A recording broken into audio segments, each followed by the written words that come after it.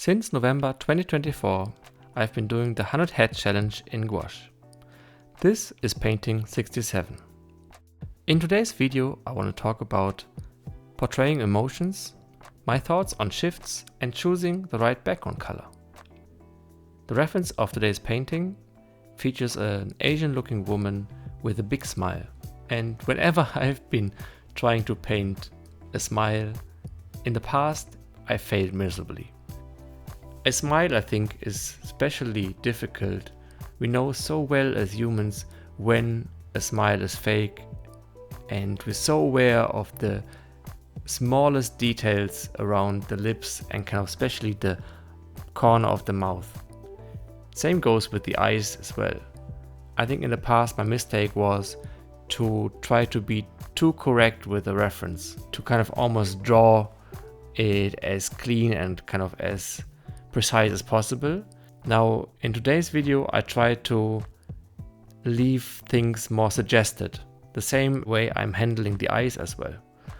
I am trying to keep them suggestive so you as a viewer can fill in all the kind of things that make it be or feel real, rather than putting something in that's wrong and then you're completely out of the drawing.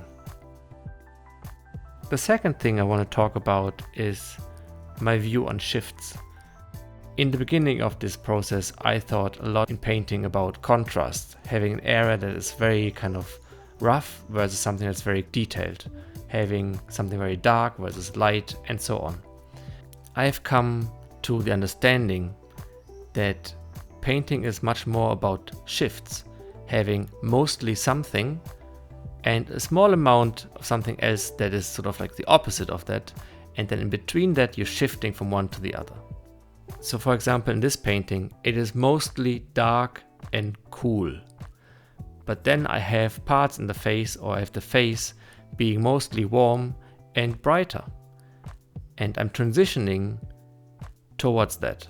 Like the upper part of the face is more gray and I go darker and less saturated on the features that are not as important, but I'm shifting slowly within the face from left to right to become even more vibrant and yellow towards the right cheek.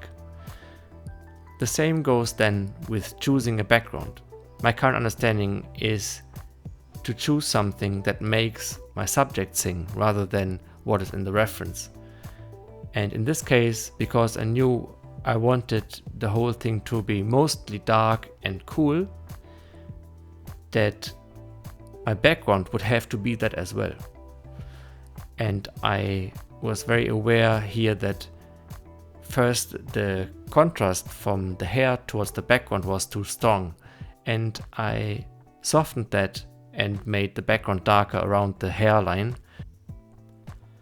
so the viewer would be less distracted by a big contrast at the hair and be able to rather see it as a shift, slowly and gradually coming from the background towards the face itself. And that's where all the big contrasts are met. We have the white teeth towards the very dark parts of the mouth.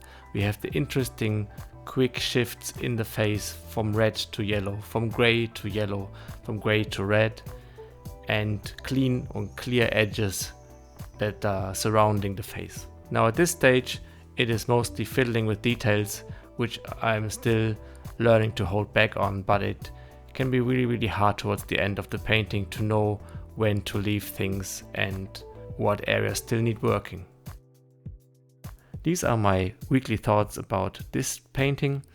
I see you back next week for painting 68. Take care, have fun painting, bye bye.